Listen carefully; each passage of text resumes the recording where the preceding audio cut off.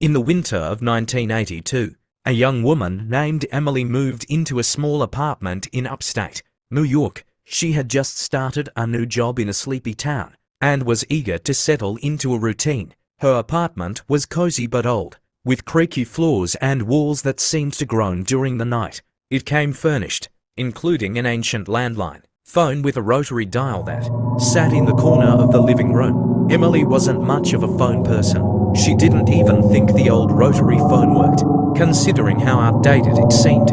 She used her modern push-button phone for calls, which was tucked away in the kitchen.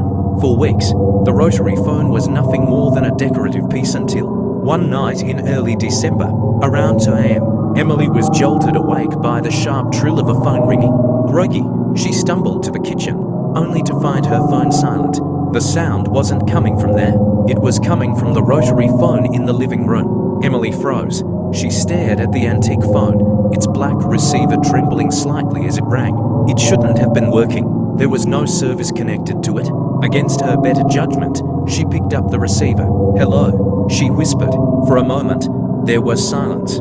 Then, faintly, she heard static low and crackling, as though the call were coming from somewhere far away. Through the static, a voice began to emerge, distorted and garbled, but unmistakably human. "Emily." Her heart raced. "Who is this?" she demanded. The static swelled, and the voice returned, clearer this time.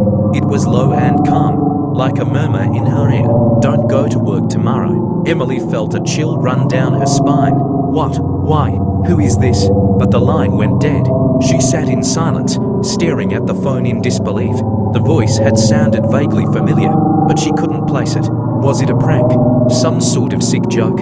Shaking her head, she unplugged the rotary phone and tried to convince herself it was nothing. The next morning, Emily awoke still unnerved but determined to push the incident from her mind. She got ready for work and was about to leave when something stopped her. A gnawing feeling deep in her chest, a memory of the voice and its cryptic warning. Reluctantly, she decided to call in sick. She spent the day at home, trying to distract herself, but her thoughts kept drifting back to the voice.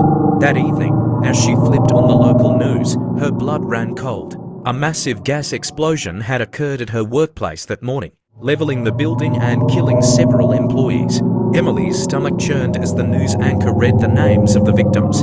Every name was someone she knew, someone she would have been working alongside had she gone in that day. She stared at the unplugged rotary phone, now sitting silent and still. It never rang again.